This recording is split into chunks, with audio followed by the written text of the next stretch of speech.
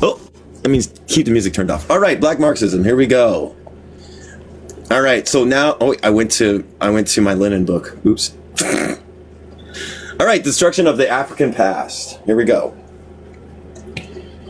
For many reasons, however, it is fair to say that the most significant of the obliteration of the New World's past was that which affected the African. The African became the more enduring, quote, domestic enemy, and consequently the object around which a more specific, particular, and exclusive conception of humanity was molded. They use the N-word, but I'm going to say the black person, that is the color black, was both a negation of African and a unity of opposition to white. The construct of blackness, unlike the terms African, Moor, or Ethiopian. Oh, look at me, already got a visual. Jesus Christ. The construction of blackness, unlike the term African, Moor, or Ethiopian, I don't know, suggested no, what is this situatedness in time in time that is history or space, that is ethno or political geography.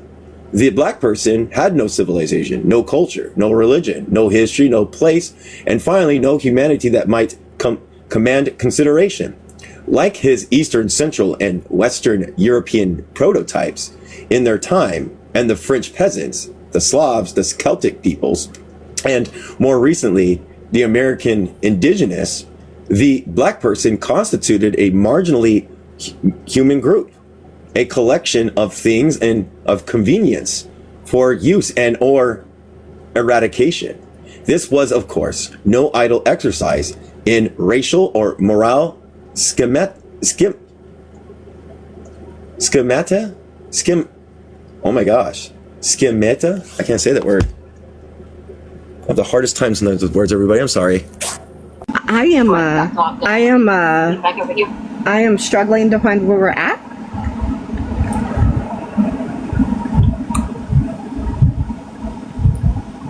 Schemata. Yeah, it's a schemata. Mental structure and cognition, something like that. Yeah, schemata sits. It directly related to the most sizable quantum of labor discipline and applied in the most extraordinary way. Slave labor in the New World was, as we have seen in a pre-capitalist society of Europe, was an inextricable element of the material, commercial, and capital development that took place, leaving little to the imagination. Marx, in a letter to P.V. Anakova, had argued, here's what it is: direct slavery is as much the pivot of our industrialism today as machinery, credit, etc. Without slavery, no cotton. Without cotton, no modern industry. Slavery has given value to the colonies. The colonies have created world trade. World trade is the necessary condition for a large-scale machine industry. Slavery is, therefore, an economic category of the highest importance. That guy sucks. Though Marx's declaration was even then the slightest oversimplification, it did make the point that has not only endured, but to some extent dominated. Attempts to characterize the relationship of slave labor to industrialization, the creation of black people, of the word N-word, of course. Could you mind letting up Yusuf? If you're okay with that. Yeah, the creation of black people, which is, they use the N-word, R-O, the fiction of the unintelligent beast of burden fit only for slavery, was closely associated with the economic, technical, and financial requirements of Western development from the 16th century on. Slave labor and slave trade and their associated phenomenon, markets for cheap commodities, shipbuilding and outfitting, mercantile and military navies, cartography, forestry, banking, insurance, technological improvements of in communication, industrial production, i.e. metallurgy, profoundly altered the economies of those states directly or indirectly involved in colonization and production of slave labor. And nowhere was the trade between Europe, Africa, and the New World more significant than in England. The triangular trade gave a triple stimulus to British industry.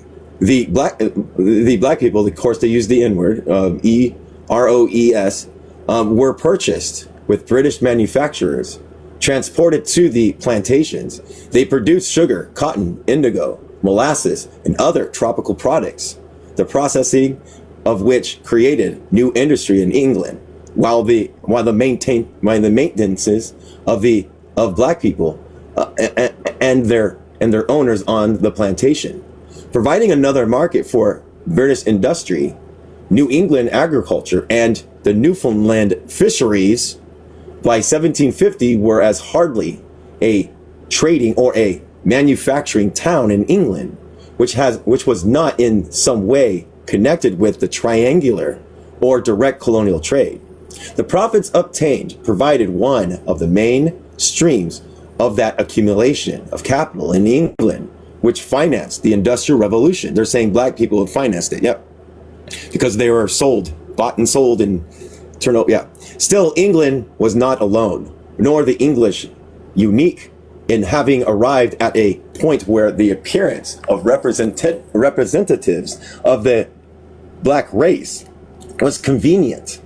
One simple measure of the importance of African labor that lay behind the construction of this creature is that, quote, before the 19th century, for 300 years, more Africans than Europeans crossed the Atlantic each year.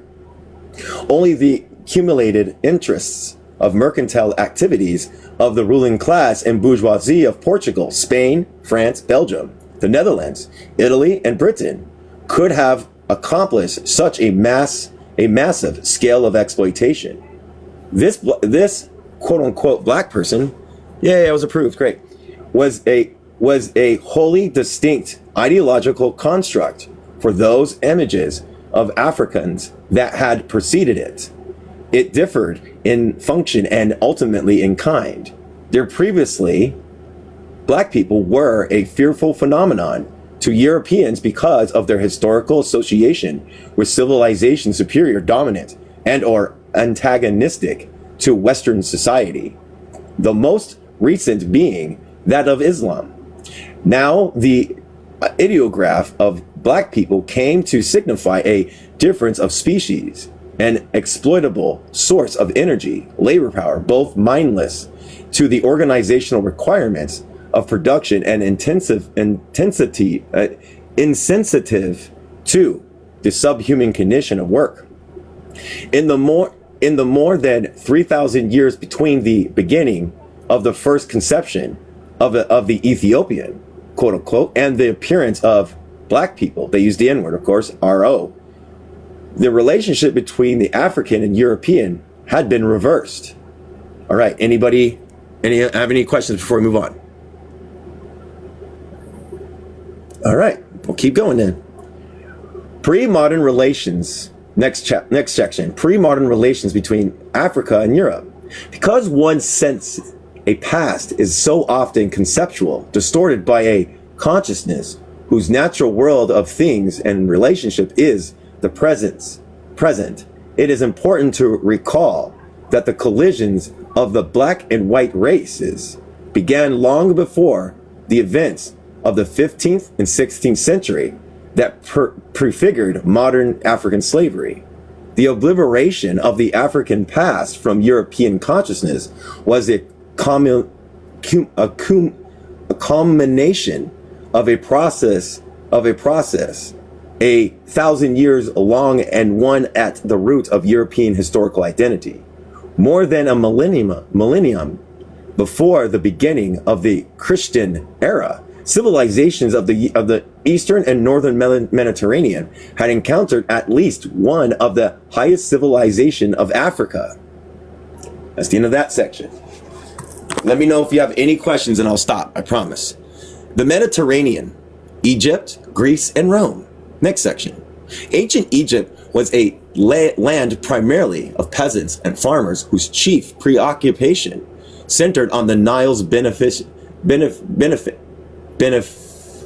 How do you say that? I know it's beneficency. Benefits. Benefits. It appears quite likely that the state emerged as a direct result of the administrative requirements involved in planning and controlling the waters of Nile, brought or did not bring during this period of inundation. Oh my gosh, I'm having a hard time today. Reservoirs, dikes, canals, and dams become the means of preserving the land during the frequent periods of drought. Once institutionalized, the state became the basis of the first world system, extending Egyptian civilization down the Nile into eastern and northern Mediterranean lands. As early as the Egyptian 19th dynasty, 1320 to 1200 BC, the Lukuku, oh my gosh, another one. Leave me alone, guys. You already approved it. Of the Lukuku, the Lycians, or the Taresh, the Tarzans, and the, oh my gosh, here we go, the Aquawazashi, the Canaans, as either mercenaries or allies of the Hetties, the most probably the former, had been recorded on the stele of, oh my gosh, Meripeth, 1236 to 23 BC, as among the enemies of Egypt which had defeated. Greek tradition themselves speak of the founding of Egyptian colonies, Attica or Argolis, in Greece in the 15th and 14th century. 700 years passed before the historical evidence, as it is presently preserved, reveals another encounter in the 7th and 6th century BC. Oh my gosh, Owain and Kargan mercenaries served the pharaohs. Semex, oh my gosh, Semex the first, 663 to 609 BC, and the, oh my gosh, Semek Psamtik the second, 590 to 88 BC. Among other duties, they were used to maintain the garrison of the Peninsulan Delphini, now the Western. Oh my gosh, I get it. Fine, it didn't get approved. Stop fucking with me. Okay. It's Pelusian. Where are we at? The Pelusian Daphne. Okay, the Pelusian Nephi, now the Western Sinaya.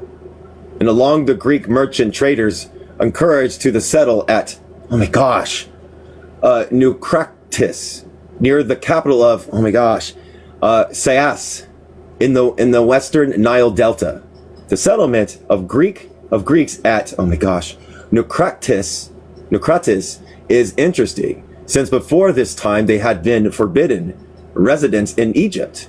This dependence of foreign mercenaries to defend its border was one symptom of the weakness of an Egyptian state that would succumb to the Assyrians less than half a century later. In the 5th century BC, Herodotus, the first of Europe's historians, traced Egyptian colonial settlements as far as the northern Black Sea region. Herodotus describes a black people, describes black people, the Colchens. They were black-skinned and have woolly hair, end quote, living in what is present Soviet Georgia. Herodotus believed that the Colchens were descendants of an Egyptian army under King, Sesoras. I can't say these names. This is killing me. Believed to believed to be a composite of, oh my gosh, Saiti, 1313 to 1301 BC, and Ramses II, 1301 to 1234 BC. He also noted that participation of the Ethiopian soldiers under, oh my gosh, Xerxes in the Persian War. Herodotus references to black peoples may be taken quite literally, since his Egyptian travels around 440 BC took him up the Nile as far as, oh my gosh, Elephantine, an island opposite modern, oh my gosh, Aswan, fully acquainting him with the people whom he called Ethiopians. From the pre-Christian 7th century on, Egyptian law, science, religion, and philosophy began to have a dramatic impact on the development of Oana and Greek thought. The Egyptians' mysteries, expelled from Greece 300 to 400 years earlier in the struggle against Egyptian imperialism, once again became the basis of Greek development. Now the spoils of the crumbling state. This time the mysteries serve to advance intellectual and scientific development rather than the technology extended for purposes of imperialist exploitation. 2 centuries later, Plato, in his Timaeus, while reconstructing the legend of Atlantis, presumably told the Solon by Egyptian priests during the statesman's visit to Egypt, seemed to have accepted in his stride the notion of Egyptians as mentors of the Greeks. As Margaret Stefani Drouser has put it, quote, the Greek felt that their own civilization was new and inexperienced in comparison with the old age traditions and skills of this ancient land where the past still lived in the present. As for the origins of Egyptian civilization itself, both Egyptian and non-Egyptian sources of the ancient period agree. Oh my gosh. Chahi Anta Doip has observed that Egyptians themselves who should surely be better qualified than anyone to speak of their origins, recognize without ambiguity that their ancestors came from Nubia and the heart of Africa, the land of the Amam, or the land of the ancestors. The whole territory of Kush, south of Egypt, was called the land of the gods by the Egyptians. Dorosis Sicilinus of Sicily, writing in the 1st century BC, came to a similar conclusion. A conclusion, for the most part, was quite recently accepted by Western archaeologists and Egyptianologists. The civilized Ethiopians, according to Dorosis, were the first to honor the gods whose favor their sick enjoyed, as evidenced by the fact that they had been free from foreign invasion. These Ethiopians were not only pioneers in religion, Dorosis informs us, but also originators of many customs practiced in Egypt.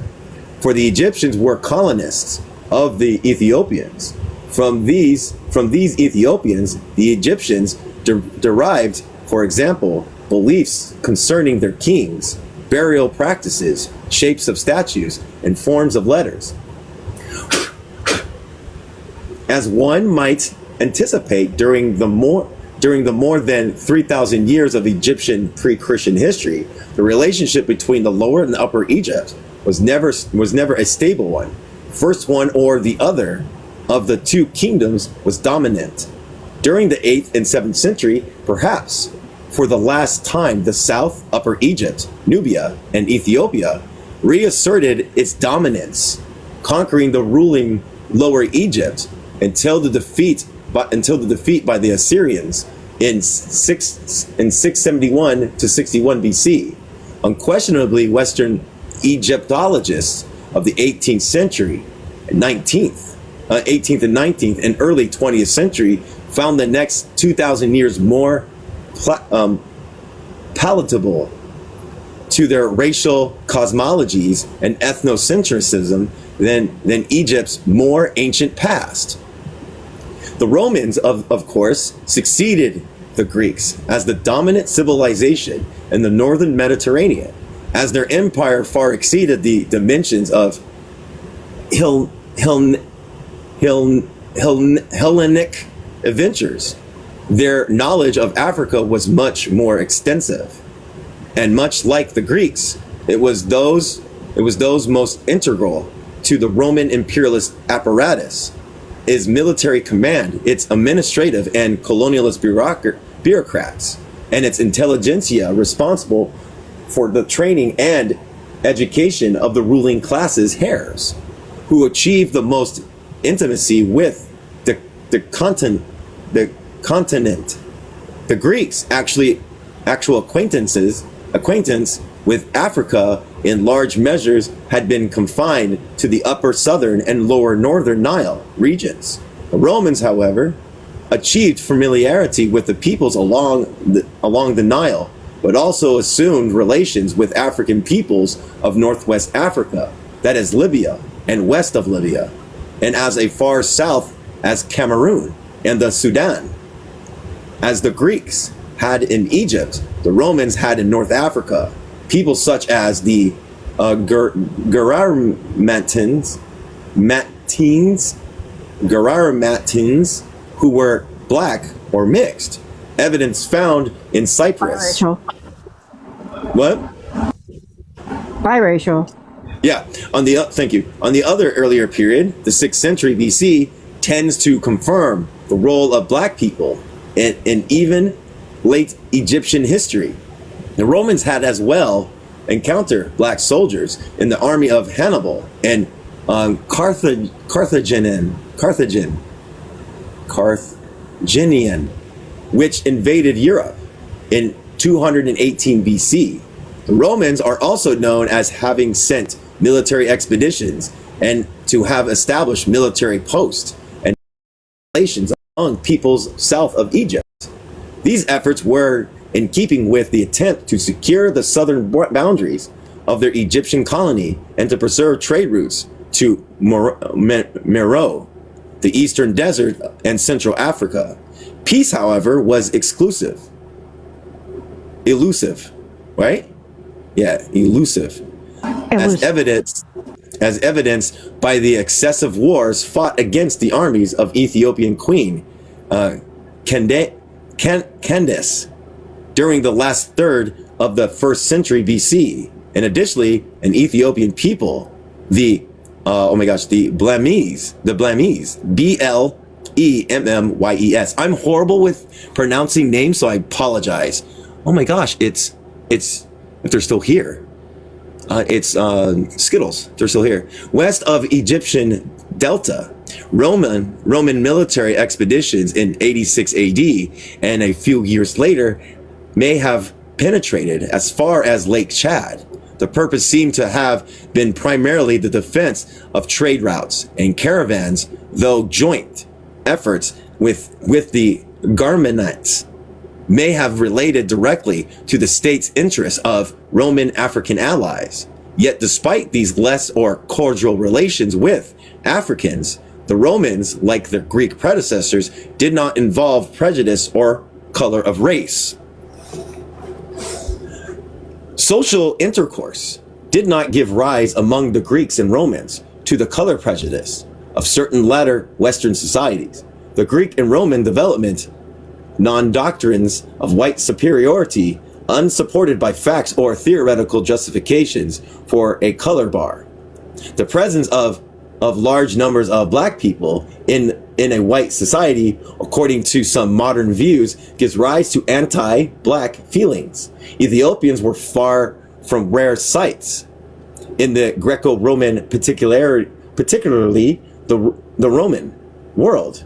Yet the intense color prejudice of the modern world was lacking. Although it is impossible to estimate the black elements in the classical world in terms of precise statistics, it is obvious that the black population in Greece and Italy was larger than has been generally realized. The end of that section. We all good on that? Cool. Yes. All right. The Dark Ages, Europe and Africa. After the dissolution of Roman administration in the 5th century AD, knowledge of either the ancient African period or the more contemporary periods began to dissipate dramatically among European peoples. For Europeans beyond the Mediterranean, it had never been extensive, in any case restricted largely to those privies to state affairs and those few engaged in the quiet, sparse literary traditions. In Western Europe, its peoples isolated from the centers of civilization by geography and the rigors of humanists and resettlement, the absence of urban centers, and the lateness of their development, the subsequent dominance of the Mediterranean area by Muslim people proved to be catastrophic for their knowledge of peoples beyond the eastern fringes of the European peninsula. As one example, in the mid 13th century, Bartholomew, Aglicisas, observed with unjustifiable certainty. Hold on a second, I gotta do another appeal. They love me so much. Okay. Ethiopia, blues men's land, had first the name of color of men, for the sun is nigh, and roseth and toasteth them. Oh my gosh. And so the color of men showeth the strength of the star, for there is considerable heat. In this land be many nations, with divers faces, wonderfully and horribly shapers. There be two Ethiopians, one in the east and the other in Mauritania in the west, and that is more near Spain. And then the New Medea, the province of Carthage. Then the Gatula, at last against the course of the sun is the land that is height, Ethiopian Adusta, burnt. The fables tell that they're beyond the antipodes, men that have their feet against our feet. I have no ancient civilization of the old world in Asia as well as Africa became legends, preserved most constantly in the obscure of how do you say that? Recondite? Recondite. I get, why is it telling me to give to accept the, Jesus Christ, histories of biblical narratives? As knowledge became more and more a monistic preserve, secular reconstruction assumed a certain rarity due to the church's commitment to the interpretation of history in accord with its perception of divine will. Ethnocentrism,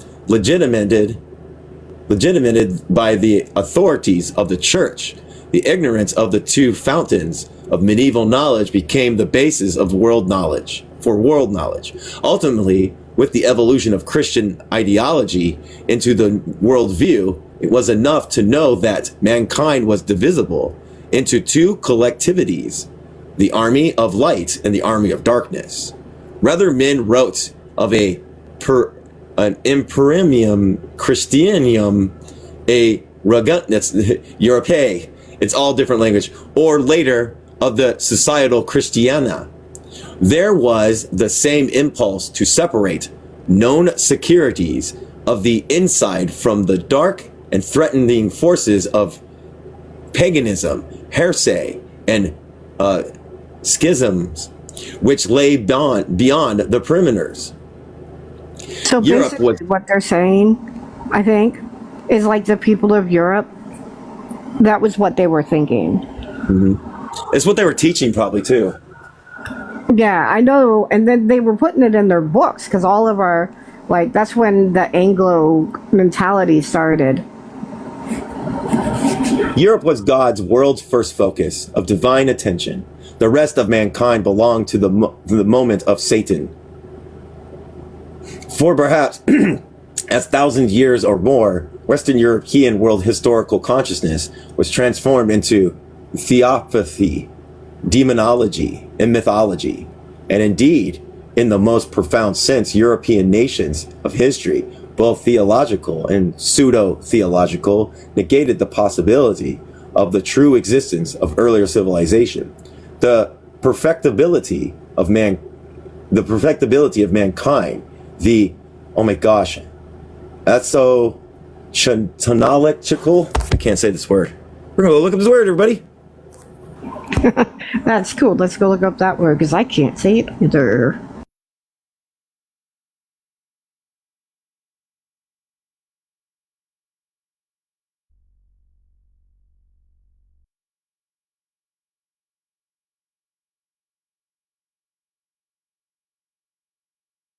Eschatological.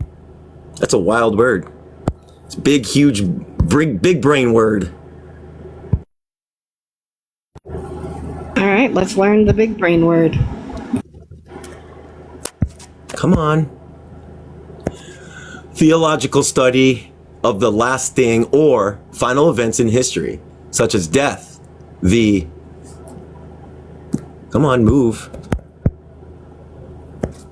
The afterlife, the end of the world, the final judgment.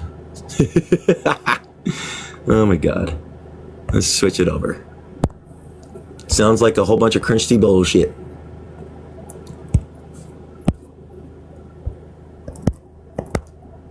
There you go. All right.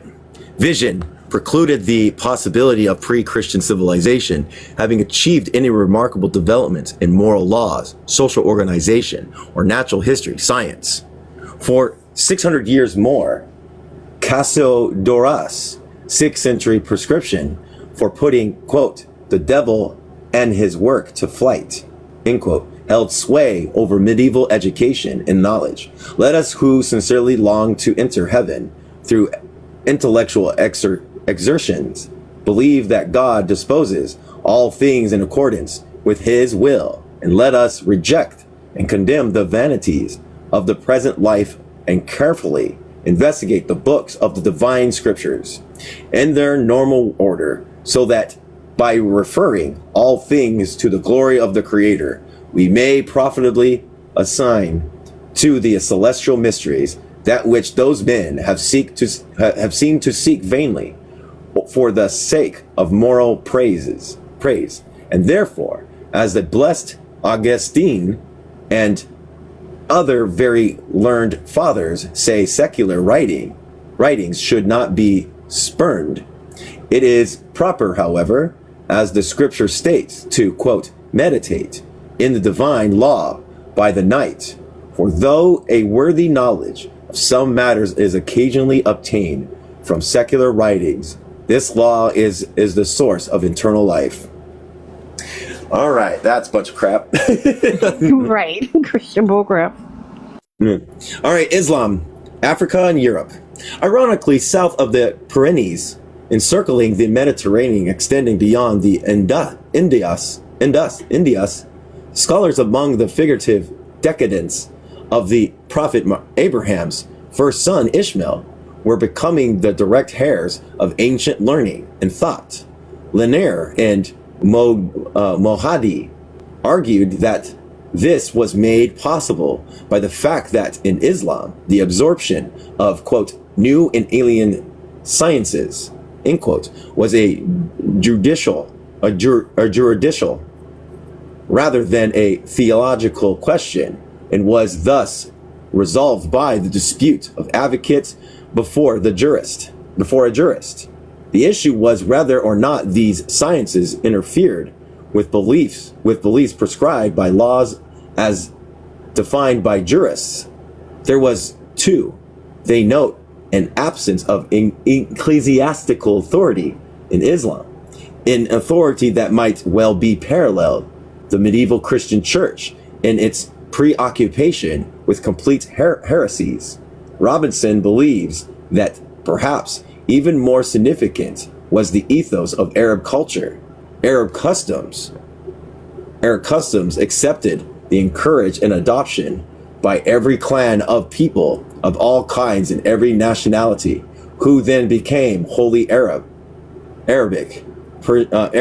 Persians, Syrians, Egyptians, Berbers, Goths, Greeks, a host of others joined the Arabic nation, considering themselves as Arabs, and really became Arabs. Arab people, if you want to say something, but Thank you.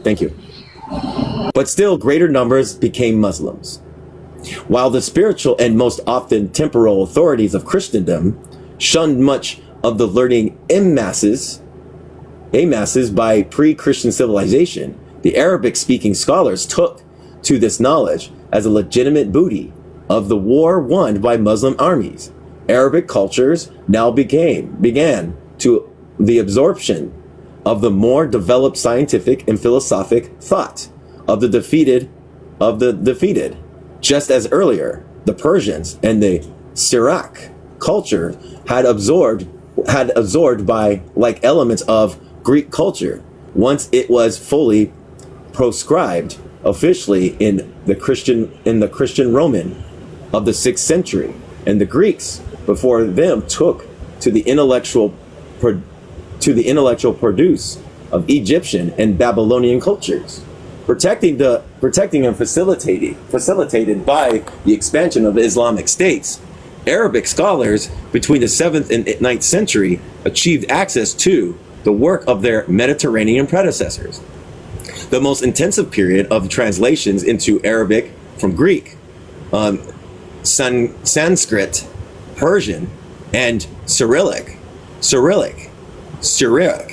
took place between 750 and 900 AD. Translations, however, appear to have been selected, since historical works were generally neglected during the earliest period of absorption. Translators tending towards the predominance of physicians demonstrated interest that generally attended to the works in the fields of medicine, mathematics, and astronomy. In the Islamic East, the artistic and intellectual centers would gravitate from Damascus to Baghdad to Cairo as a toll for incursions by Seljuqi Turks, Christians, Crusaders, Berbers, Arab nomads, and Mongolian armies mounted. In the West, the Al-Maghrib, the most glorious centers of Islamic culture, were to be found in Iberian Peninsula. It was in Spain, and particularly Toledo, reacquired by Christendom in 1085 after more than 300 years of Muslim rule. At the work of translation was concentrated in the 12th century, following closely the 11th century translations of Arabic to Latin of Constantine the African, of medical writings. European scholars came face to face with the knowledge of the ancient world's philosophy, physics, mathematics, medicines, alchemy, and astronomy for the first time in almost 1,000 years. At the beginning of the 12th century, Greek knowledge was available in Greek and in Arabic, but more accessible in the later form.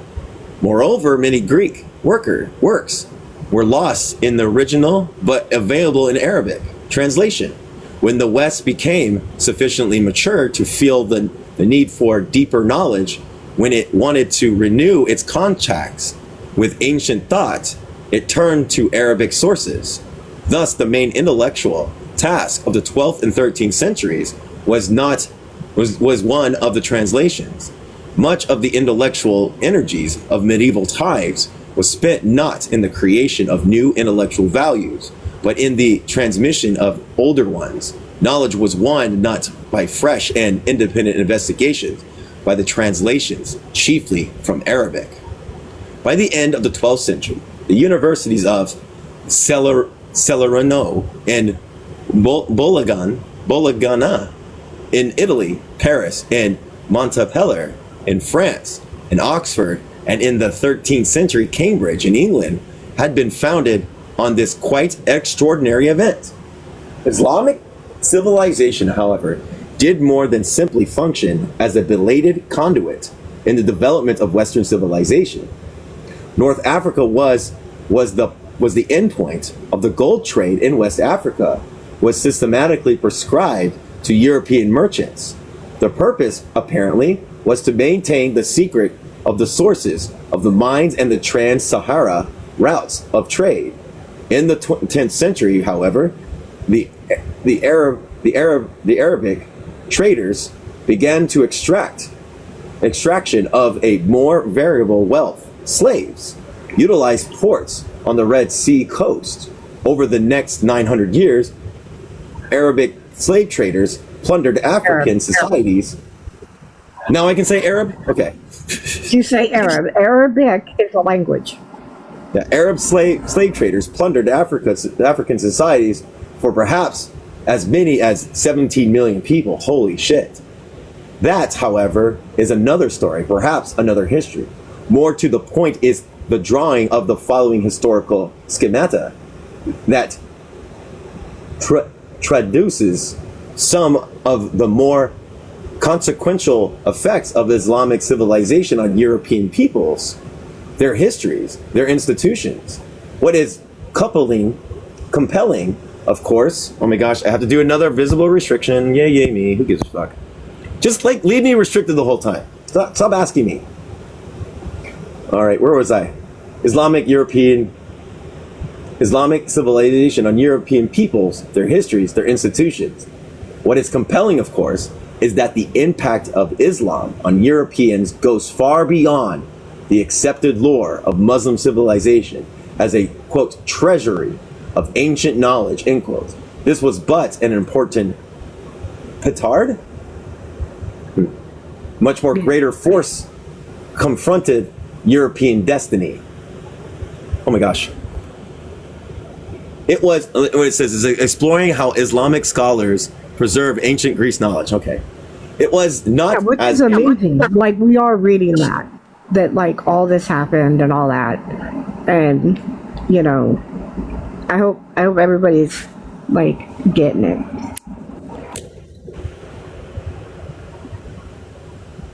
It was not as a decadence of legendary Hebrews or as the vassals of ancient knowledge that Muslims came to be most frequently represented among European peoples. Islam, a faith that embraced a multiracial civilization, incorporated peoples from Arabia, Africa, Northeast, the East, the Southern Europe,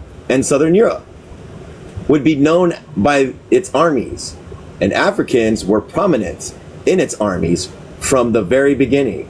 Africans had fought in pre-Islamic Arabian wars, and within the 1st century of the Islamic era, the Christian 7th century, their presence had already been noted in the empires of Europe. For 400 years later, when Christendom launched a ferocious counter-assault against the enemy whose very being mocked the beliefs of Europe and materially diminished its daily life, Islam and black people that are Moors was a familiar identity. The Christians encountered with Islam would have been both racial and economic renaissance.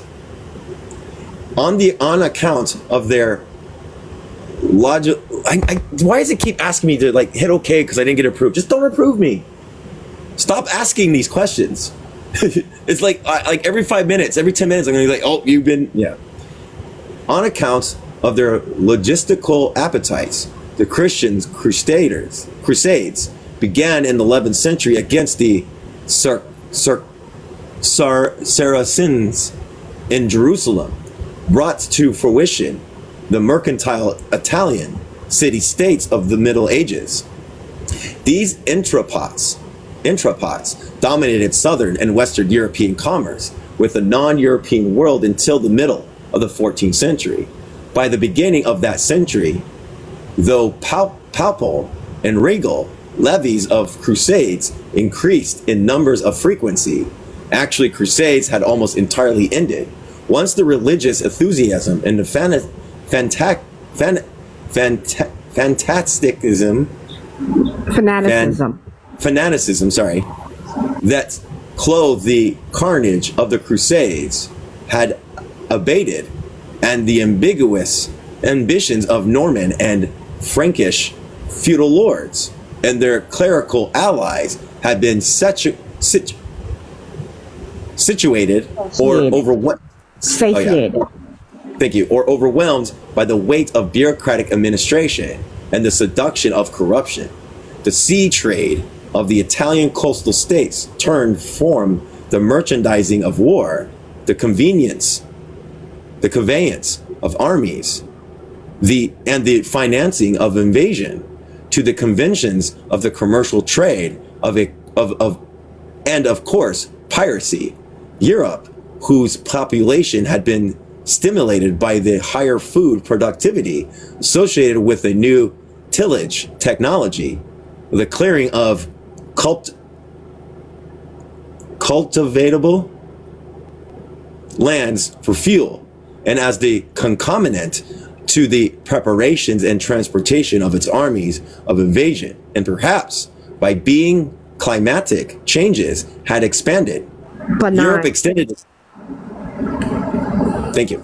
Europe extended itself both horizontally into the establishment of new towns and the resettlement of old ones, and geopolitically eastward into the lands of the Persians, Slavs, and Christian Byzantines, westward into England, and south into the calves of the Iberian and Italian peninsula. The Christians and Jewish merchants, lords and bankers of Venice, Florence, and Genoa, already implicated by the opportunities associated and the investments of the previous period, successively resisted their abhorrences of the Muslim infidel and his nefarious trades, following the much more frequent practice among clerics of the purchasing dispensations to legitimize their bastard offspring. Merchants bought dispensations for their commercial trafficking with the infidels. Pope John 10, 20, the 22nd, right? Did I get that right? 22nd? Yeah. 1316 to 34 may have also used one if he had not had the fortune of being infallible.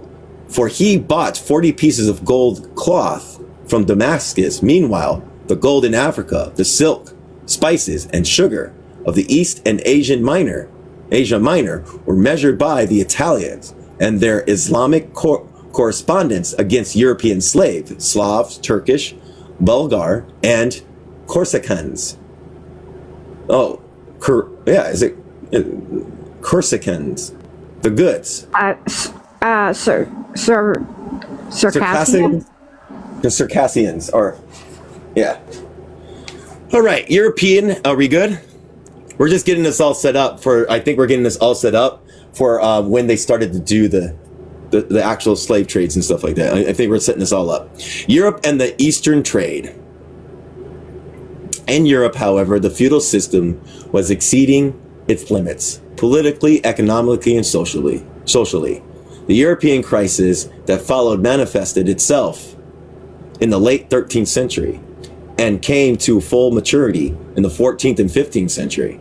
Whatever its root causes, and Wallenstein reminds us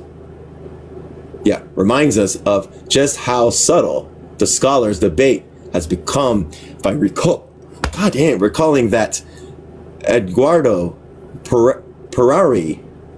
Ferraro's thesis was that it was, quote, the saturation of population and the limits of agrarian technology, while R.H. Hilton believed that the primary cause was the overbearing expense of feudal superstructures inflated by war and lynched by peasant insurrections and famines. Europe's population declined and its markets, trade, towns, villages, and cultivated areas contracted. It was not, however, a purely internal affair, nor one entirely dependent upon events or elements encompassed by human society.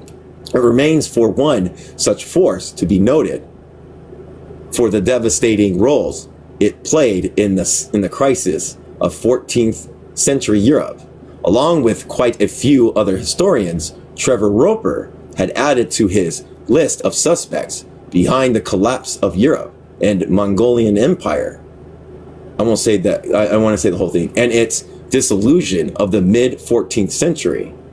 His reasons include the ideological importance that the Mongolian movement immediately assumed in the minds of European Christian rulers. Here was a powerful second front against Mamelukes and Turks. Here also was a huge free trade area from Budapest to Canton, and both could be exploited. Thus, when the Crusaders' way of imperialist colonization had failed, the alternative was to, quote, peer the friendly correspondence, end quote, succeeding. And in the century after the failure of the Crusades, Europe was still living successfully on the east, the great orderly, tolerant Mongolian Empire. And at first, in the 1220s, the Franks had mistaken the intent of the Mongolians, basing their expectations on the fragmentary reports on the Mongolian by the Eastern Christians. Their Eastern Christians made up a Christian King David, quote unquote, out of the Mongolian conqueror, who would have destroyed the Muslim Empire in order to head for the Holy Land of liberate Jerusalem. By the 1240s, after a series of exchange between Mongolian capitals and armies, the Frankish lords and popes, Christendom had been disabused of its error. It learned that, quote, the program of the Mongolians was wholly and entirely based on the rule given by the Genghis Khan.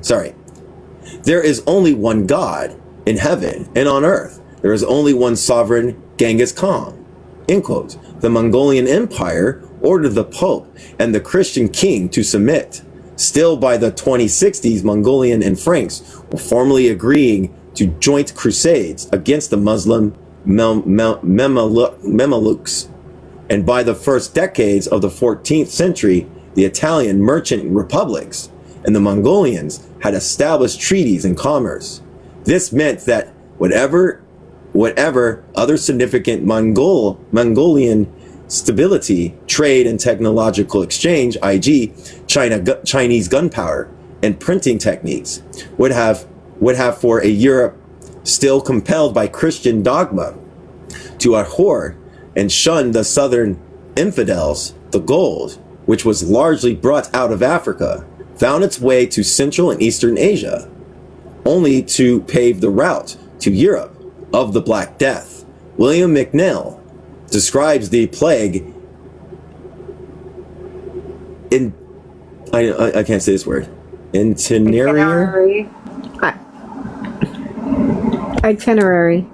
itinerary in the less nefarious terms.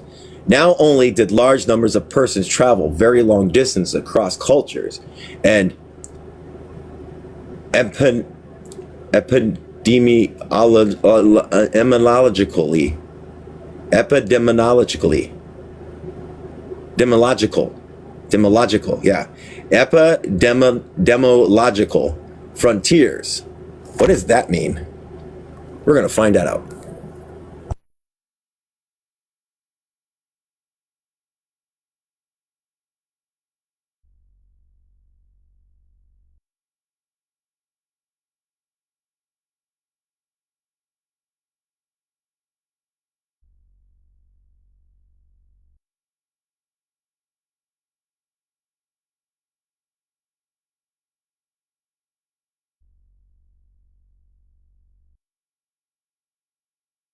Epidemiological. I can't do that. Epidemiological. That's all I can do. I'm so horrible at these pronunciation. I gotta work on my pronunciations. That's not it.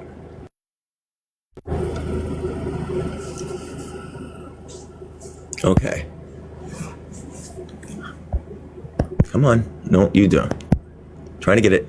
The scientific study of how diseases. Hell, okay, cool. So we don't know what that is. That's for sure.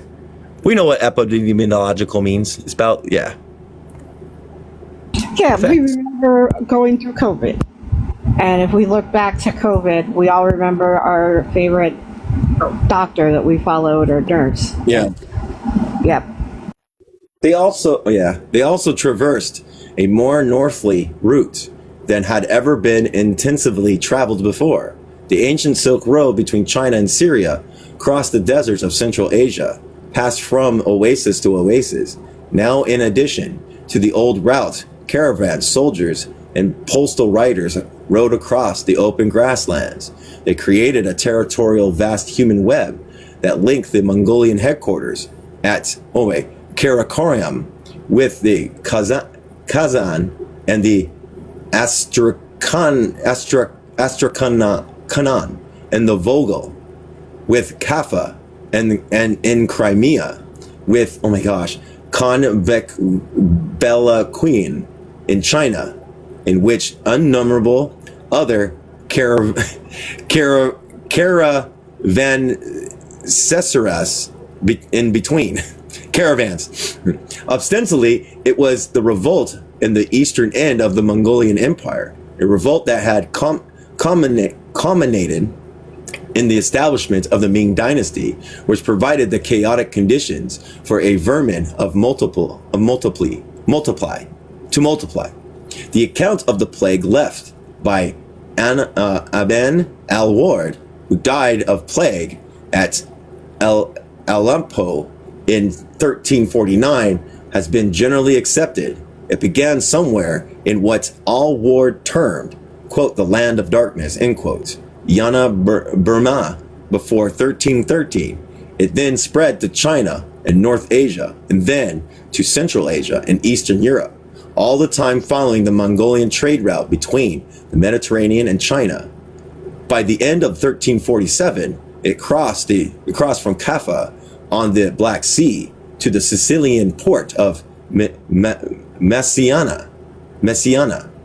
Within 3 years, it is estimated more than 20 million Europeans, 1/3 to 1/2 the population of Europe, had joined the more than 60 million Chinese dead.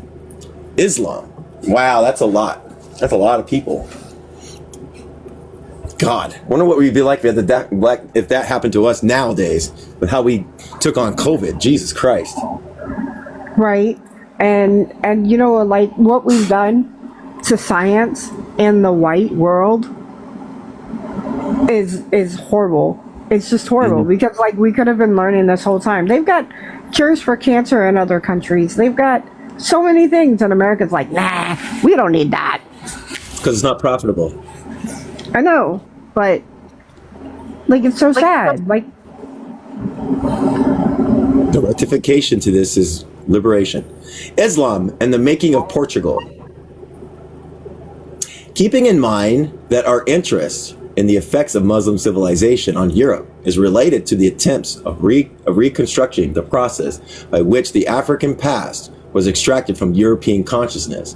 Perhaps the greatest irony of this history concerns the founding of the Portuguese state and the ruling class that ran it.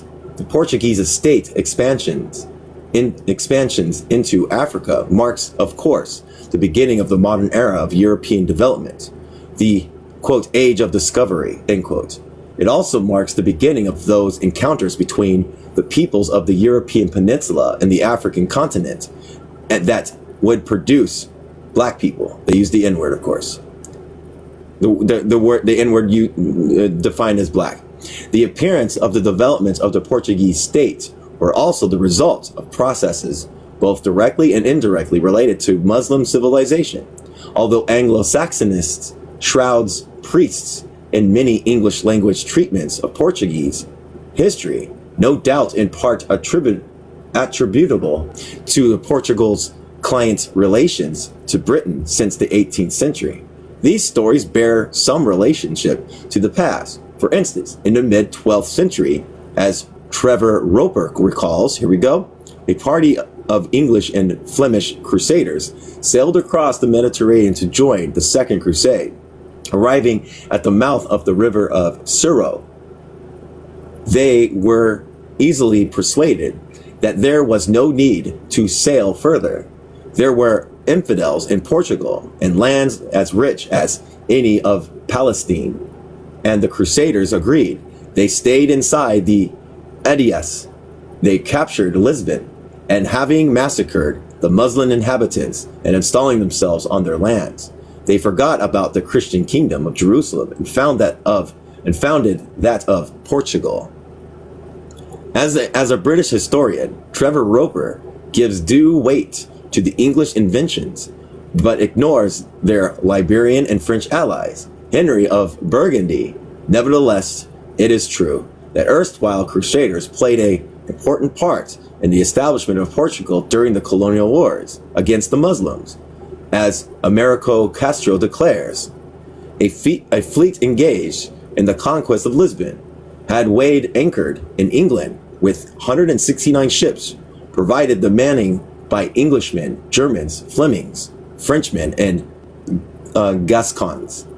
The towers raised for conquest of the city were the work of Flemings, Englishmen, and an engineer of Pisa, P-I-S-A. All the booty was for the foreigners, who through the pact with the Moors took for themselves the gold, the silver, clothing, the horses, the mules, and gave the city to the king. 300 years later,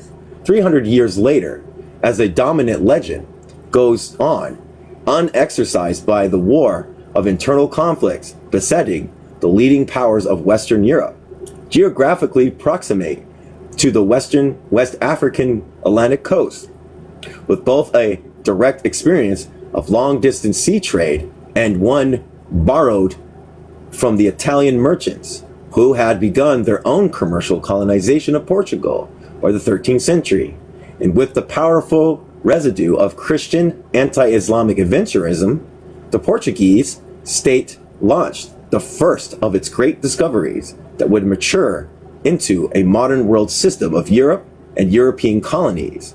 By the 15th century, Portugal and her Italian and English partners had transformed sugar production and plantation systems, and of course, the system of slavery from the islands of the Eastern Mediterranean to those of the Eastern Atlantic.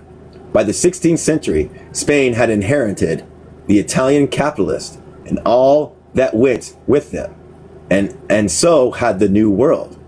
Still, as Castro had warned, quote, "It is impossible to understand the formation of the immense Portuguese empire solely in terms of economic or statistical analysis.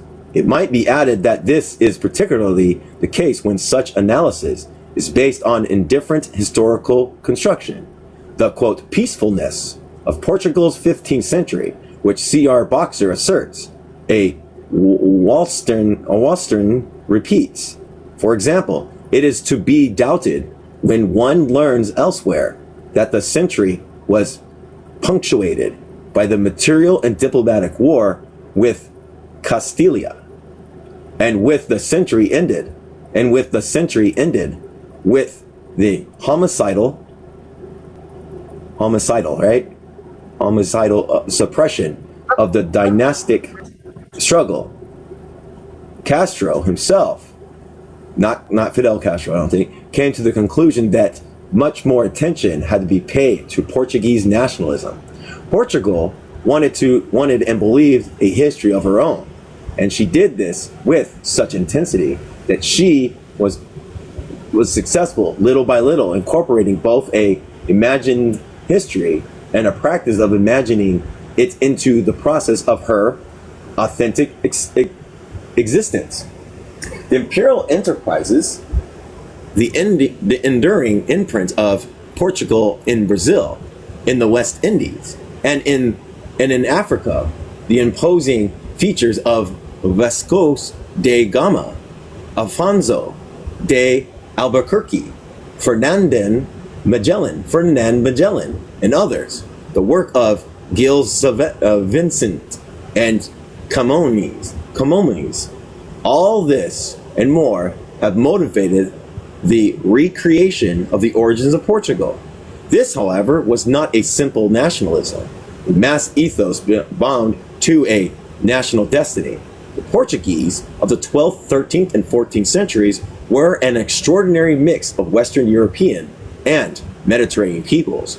More important, the new nation's ruling class, the nobility and the bourgeoisie, who wove the ideological tapestry of nationalism and constructed those ideographs that framed their families and deeds, were drawn from the landed and titled aristocracies of Spain, Castile and Aragon and Catalonia, France, Flanders and Burgundy, and England. The threads of Portuguese nationalist identity.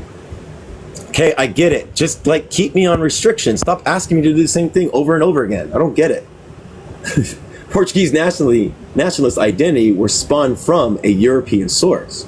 Portugal inherited, consequently, more merely its royal houses and their Italian capitalist creditors, but as well as mercantile and scientific migration that was the social and intellectual influx of Venice, Genoa, Pasea, Majorca, Florence, Flanders, Catalonia, and England.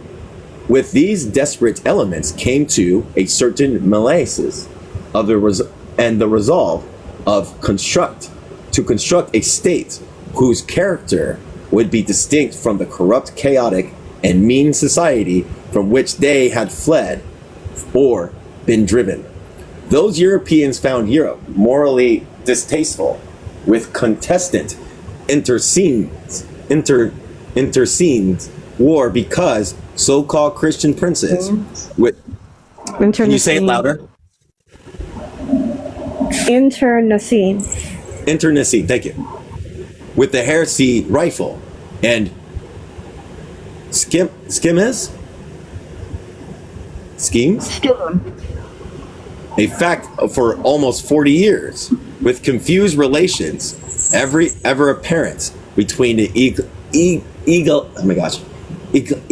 I can't say this word, oh my gosh, my tongue's not working today. you've said it before.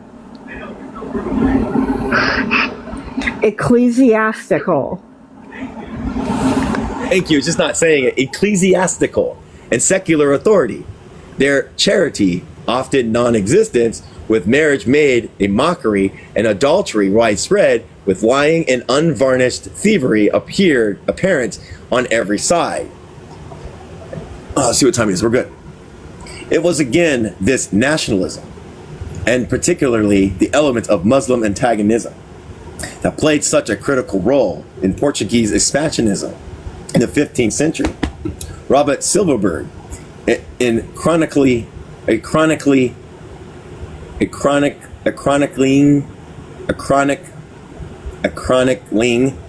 Portugal's and Europe fascination with Prester John, has recorded. In 1411, when Portugal had arrived at an unaccustomed state of complete peace, Joa of Avis adopted a suggestion of his English-born queen, Philippi, to maintain the momentum of the national economy. He would send an armed expedition to North Africa. Joa and Philippa envisioned a conquest of the Moorish kingdom of Fez, thus opening the way for a Portuguese penetration by land. The Prester John's kingdom, somewhere in the heart of Africa, with Prester John's cooperation perhaps a new spice route could be established, with caravans across Africa from Morocco to the Red Sea, and bringing pepper and cloves to Lisbon. Dom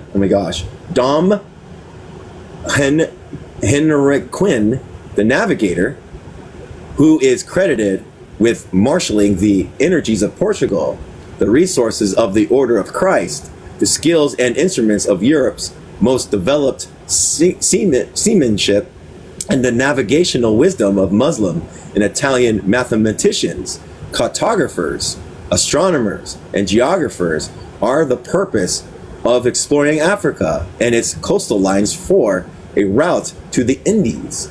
And to Prester John was of course the, oh my gosh, ascetic? What's that word? I'm gonna go look it up. Ascetic, celibate, and reclusive son of a newly royal Joa and Philippa.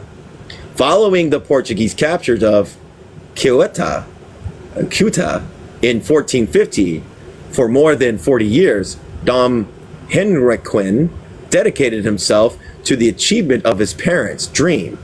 Henriquin, however, was not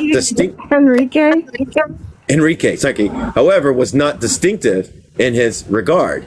He was in reality simply a more psychologically served version of his family and the class with those. What? He's psychologically severe version. Okay, thank you. With whose destiny it was intimately linked. Franciscus Rogers quite effectively argued. Oh my gosh, what is this? The La Suentenan. Oh my gosh, the La Centenan translation of the European dreams concerning the East into action was participated not by CEUTA, but by the stimulousness of simultaneous Council of Constance, in gaining further epitest with Brother Pedro's travels and final directions by Portuguese relations with Pope Eugenius the Fourth and the Council of Ferrara, Florence, Rome. Jesus Christ. I am convinced that various manifestations of Western Europe's great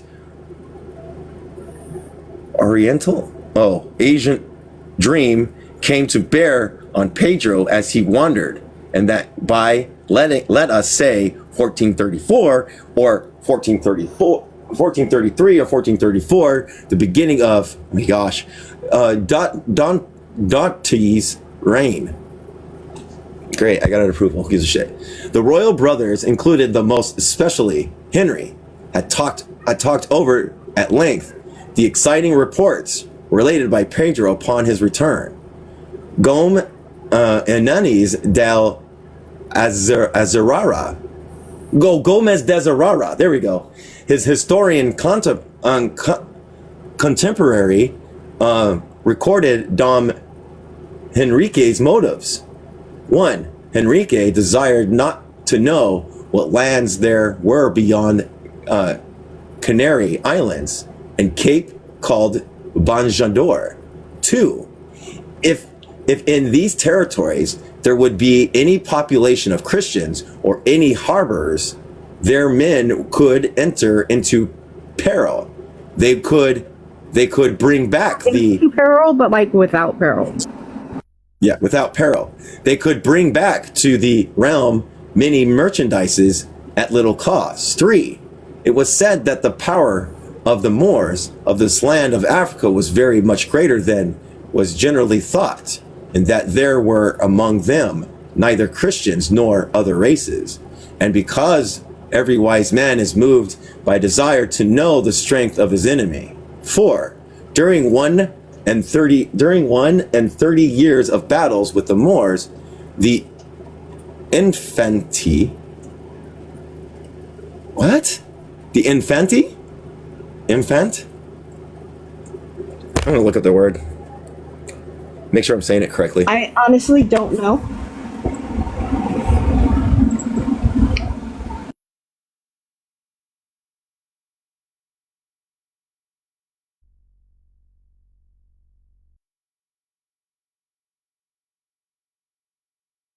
It's infante, so I had it right.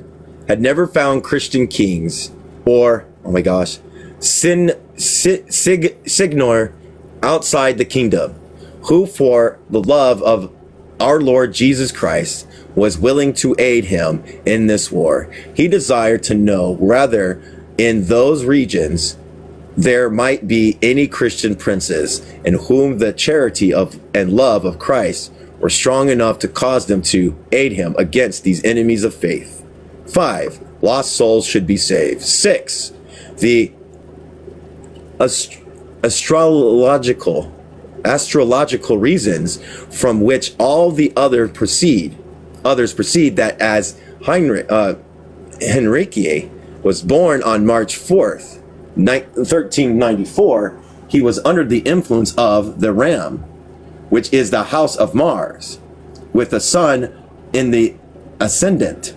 This indicated that this prince was bound to engage in great and noble conquest, and above all, he was bound to attempt the discovery of things which were hidden from other men and secret. Silverberg added, in order to underscore his own interests with Henrique, had told one of his companions in 1442 he desired to have knowledge not only of Africa and the Indies, but of the island of Prester John, as well if he could. 100 years later, at the beginning of the 16th century, the quest that had so obsessed the House of Aves from its own beginning, and before it, Europe was 300 years, was finally completed. Pedro del Coveja, the Portuguese king, 1495 to 1521, Manuel First's emissary to Prester John's kingdom, was discovered by his, oh my gosh, ambassadorial successor to become an honored but willing captive for life of the court of Ethiopia. Willing. What? Unwilling, yes. Islam had provided for an emerging Europe a powerful ideological, economic, and political impulse.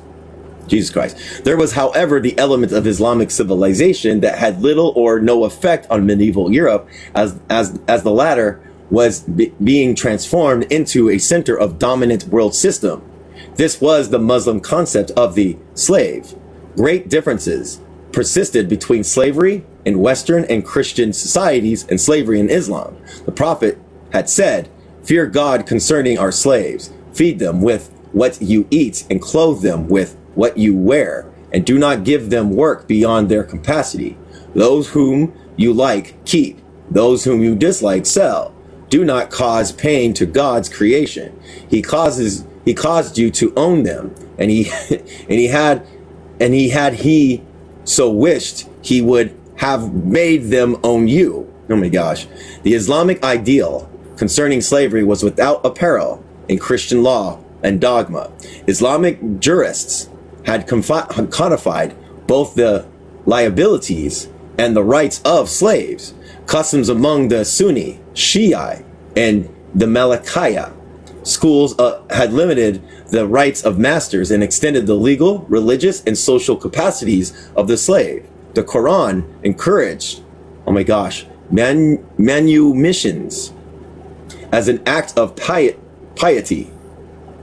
In many instances, the punishment for criminal acts was less harsh for the slave than the free men. Slaves might purchase their freedom and might assume second-rank offices in state administrations and the religious hierarchy.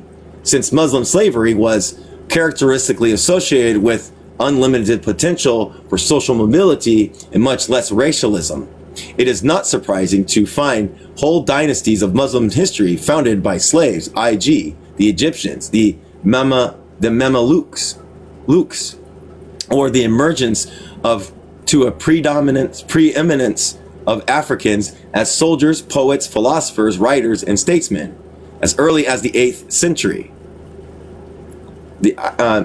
Ibrahim, the son of a black concubine of, oh my gosh, Caliphate el-Mandia, 775 8 through 85, came very close to being, oh my gosh, Caliphin in 1817 to 19, when the faction of Baghdad supported the what is that word? Candidature? Oh my God. It's killing me today. I'm doing horrible today. Because these words are hard. That's candidature. Okay, candidature against the nominated successors of the Caliphate al-Mamun, Jesus Christ, in spite of being exclusively black and shiny, end quote. He was preferred by some, oh my gosh, Abbasidi loyalists and the Aldea candidate of Persian descent. Al-Mastanesser, can't say these words, other such sons of Hunwek, reports reigned in Egypt between 1036 and 1094. In the 7th century, oh my gosh, Moulay Ismail shared the same conditions ruled in Morocco. Even black, oh my gosh, Inach, such as Kafur, who ruled Egypt for 22 years, could achieve enormous power. Jesus Christ. Black units. I know she could pronounce these things, yeah. That Christendom failed to impress by Islamic law the customs on this matter is hardly surprising, since the traditions of European slavery were really quite ancient and quite elaborately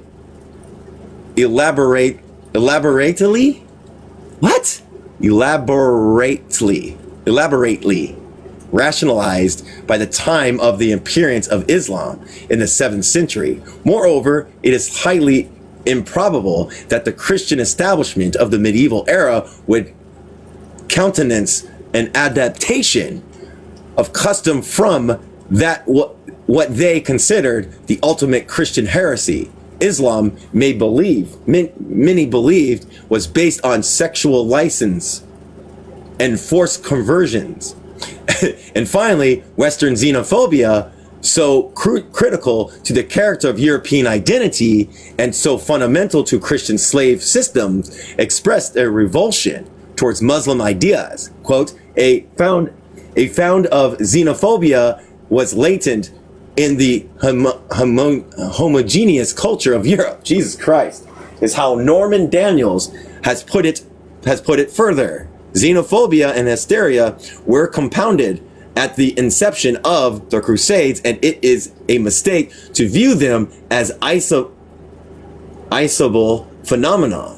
They were just one European activity: fighting, robbing, killing, trading, making profits, taking rents and tributes. All these were closely linked to philosophical and theological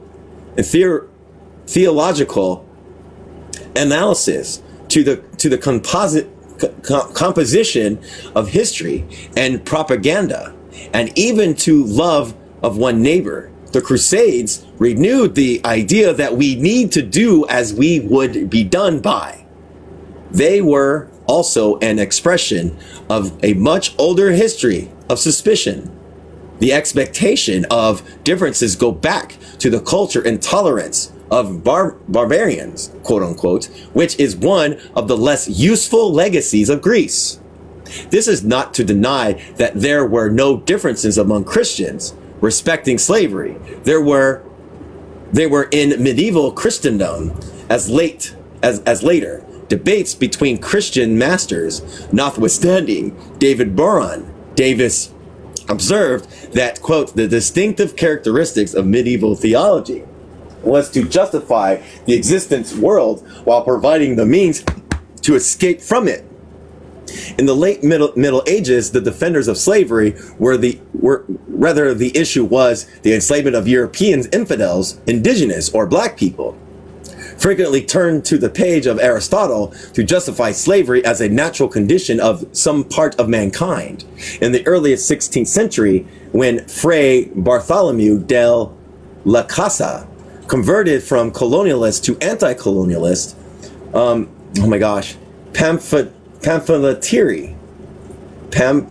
pamphleteer.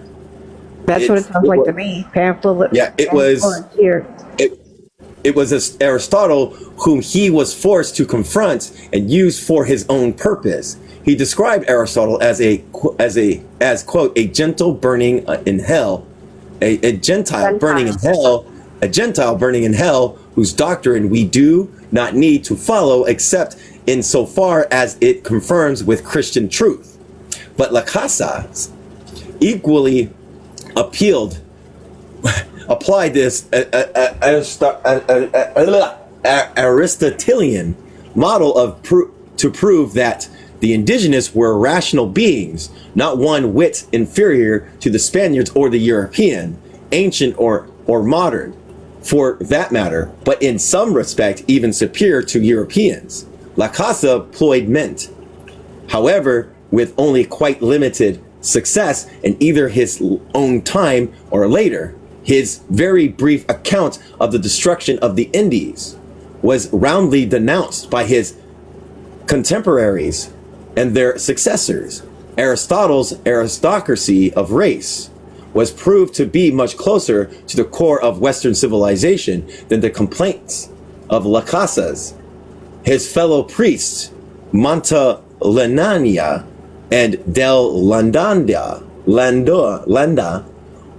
or such co-sympathizers as Governor Castellanati of Nicaragua, and an anonymous bureaucrat who reported on the brutal excesses of Viceroy de Mendoza of New Spain, as Mavis Campbell has suggested in his polemic force. Jesus Christ, I'm having a rough time today.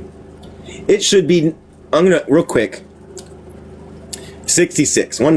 Remember where I'm at, should. It should. 166. I gotta look ahead. I'm having a rough time. Oh, we're gonna end there. Okay, we got it. We got it. Yeah, it should not be too out of place to remind ourselves here that this concept of race has never since been too far from the European psyche, peering out sporadically with blue eyes and lily white skin, rather through that grotesque, oh my gosh, Sepulveda, one of La Casa's most persistent opponents, who spoke of the superior Spaniards and applied the very Greek word barbarian to the indigenous, or through Count Gabinian or Richard Wagner and his son-in-law Houston Stewart Chamberlain, or Thomas Carlyle, who had much influence on New World slavery, culminating in the megalomantic successes of Schmittler and the racist regime of Southern Africa. Jesus Christ. Aristotle was thus sustained into the late 19th and early 20th centuries until the more scientific rationale could overtake the ideological needs of the new imperialism. Still, through Aristotle, the convergence of moral resolution and practical necessity between Christian societies of the medieval and modern period and the slave societies of pre-Christian eras was striking. From the Himeric period onwards, the passionate adherence of the Greeks to the desire of political and personal liberty made it difficult for them to find the satisfactory explanation of their own slave organization. Plato's reaction took the form of a mid-protest that Greeks should not enslave their fellow Greeks, while as a matter of fact, the Hellenes of his day were using their fellow Hellenes as slaves and without much compunction about it. Aristotle's explanation of the original the origins of slavery was rationally based upon the then accepted theory of congenial and heritable differences in human capacities as displayed both individually in the national totalities. His definition of a slave in the politics is not so admirable. A slave is a tool with a soul. Only in the most superficial and materialistic sense is this true. The slave as a human being is not a tool. A tool has not a soul. The Islamic society, however, the nature of the thrust of religious authority left little leeway for this use of Aristotle or any other non-Muslim apologist of slavery in this fashion. Jesus Christ, it was a hard read for me today. And that's where we'll end. End at Islam and Eurocentrism. So it looks like we're getting into more of a solidification of slavery into moving into being race and racism. That was rough. That was a rough read. A fucking rough read. That was real quick. rough read. 167. Go ahead.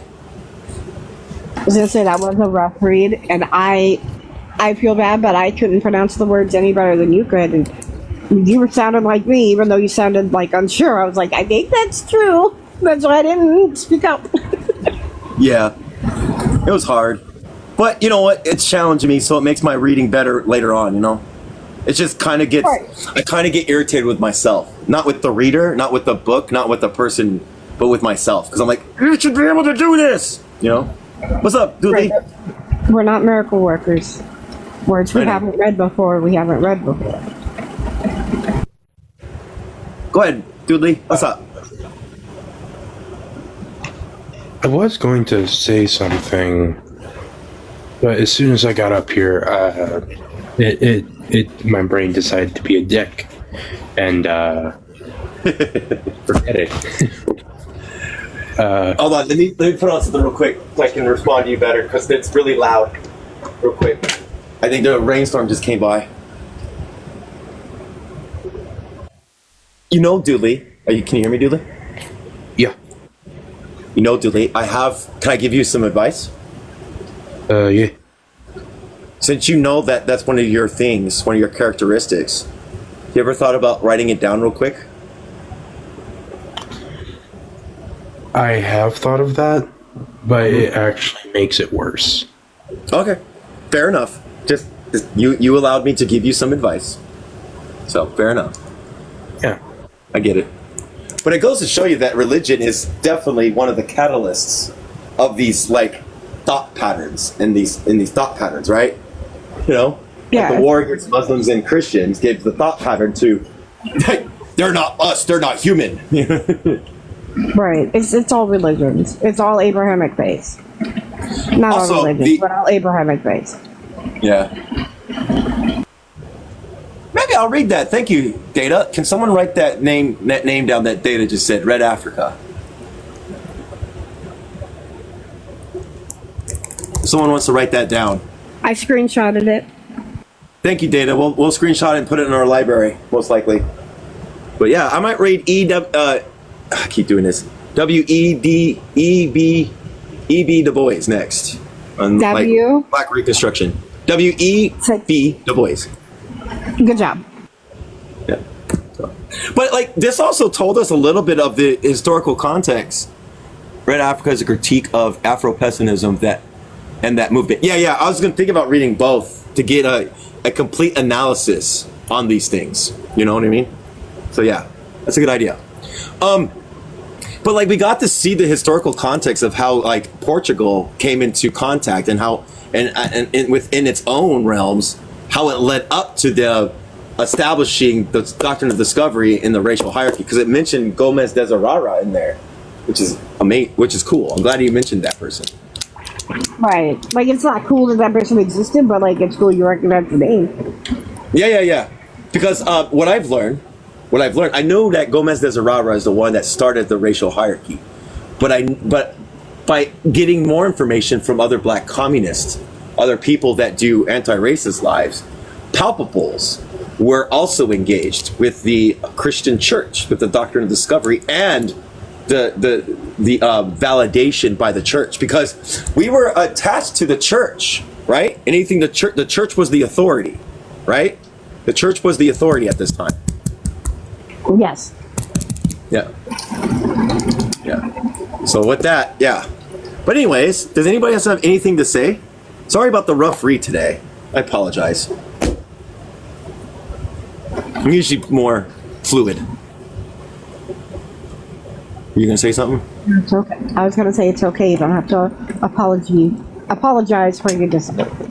I must be perfect all the time. Just kidding.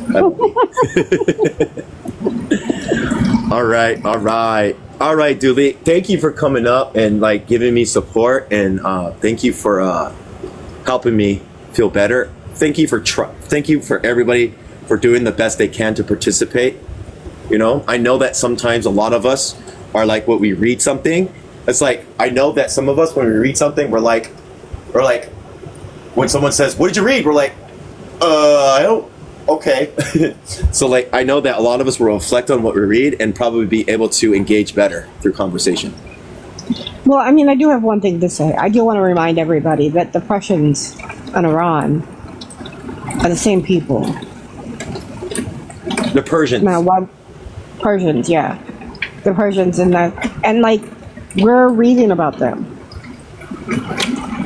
And these are our fellow workers, and I don't think there's enough working class solidarity internationally. Yeah, it doesn't seem like it right now. They need to get rid of that government, but right now they just need to survive America. They need to survive the imperialist force. We're anti-imperialists. You know what I mean? So that's first and foremost. Yep. All right, and we believe in internationalism, solidarity with the workers' world, with the workers. Because the workers are the ones that go and fight and die for their governments, and they fight other workers that are indoctrinated to do the business of the state. So yeah, is there any other questions before I end it?